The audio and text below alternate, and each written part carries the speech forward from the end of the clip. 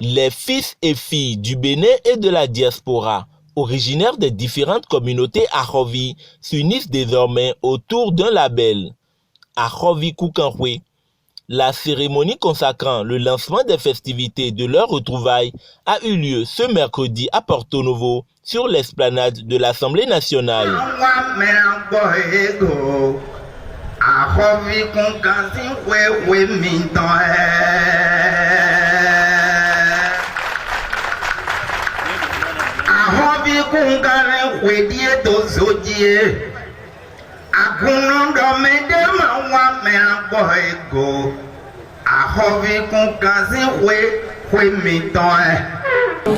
mis au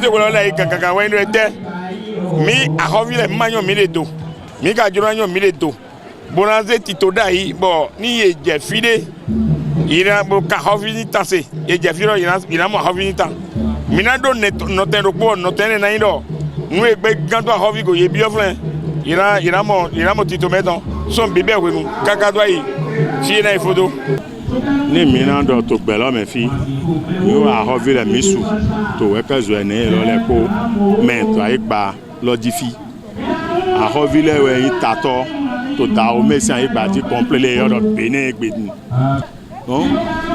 togbo mi ton le kon duda yi 10 000 après relève lodi mi wa se oko lodo tati donc édition mi ton titandi bon mi jo andu to apo mi c'était quand même instituer une fête ou bien des retrouvailles de la communauté Ahovi, c'était très nécessaire, puisque de plus en plus l'histoire des Ahovi s'altère et les Ahovi ne s'identifient plus.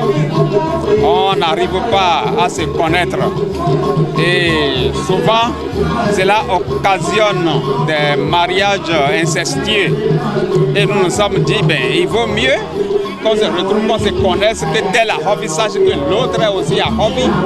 Et lorsqu'il s'agira des unions ou bien lorsqu'il s'agira des associations, qu'on sache qu'on a affaire à son frère.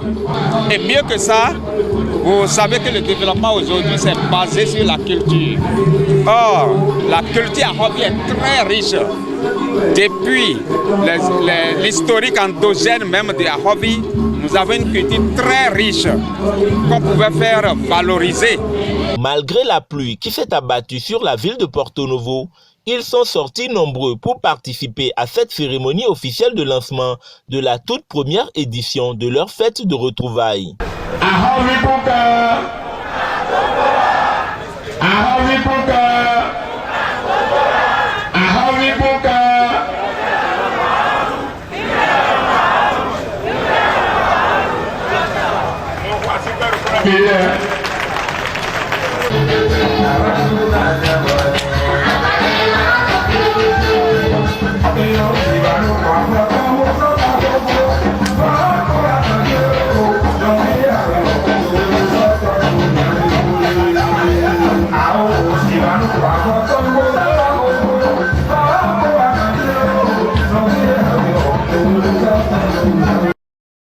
Propice pour le Bureau national de Ahovi Kukan de présenter à l'assistance le tissu retenu pour marquer cette première édition.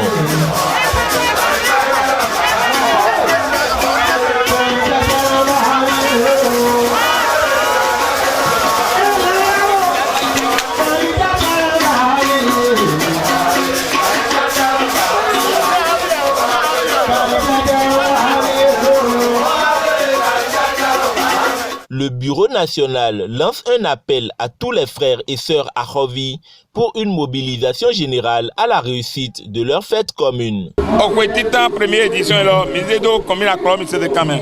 Ouais, Misedo, direction de Notendao, décorant, nous tolétons. Et de la Colombie, c'est quand même. Radio, j'ai des signes pas, fille Misé, pour nous donner. Au Wéné, ni sont les mêmes idées, ni FIFO, ouais, pour nous donner. Kaka de Djedo, son loni attend. Son loni attend, mais là, nous voulons dire. Ahovi de toi, gars, de toi, yo, de toi, fille de pépé. Ahovi Kukan, midon. Ahovi ni vie, mais Daniel doit Ahovi, oui. Mais il y a Ahovi, mais il n'y a pas Ahovi beau. yi me kpo yi ni do awan ho na mi do gbepo do bai hwe kwede wa iton na me do togo do ya me do yovo to me ya me do tole me yi me kpo ni do awan ho wa na mi do pe do kwero do to. Ben, à tous les princes, princesses par alliance, princesses de la branche matriarcale et patriarcale, nous les invitons tous à s'unir à travers cette association à Hovi Koukan, où nous serons appelés à travailler ensemble pour notre culture, pour la valoriser à la face du monde, que ce soit au Bénin ou la diaspora. Et nous imaginons le Brésil, nous voyons les États-Unis, nous voyons Haïti de nos ancêtres, la Guadeloupe et tout ça là, les Nigériens à côté, à Béokuta, à Dodo, et vous voyez, nous sommes très nombreux. Nous voulons que tous ceux-là participent à cette association-là. La communauté Ahovi a donc de beaux jours devant elle, car cette initiative vient mettre en orbite les richesses culturelles et patrimoniales des familles Ahovi. Ahovi Kuka!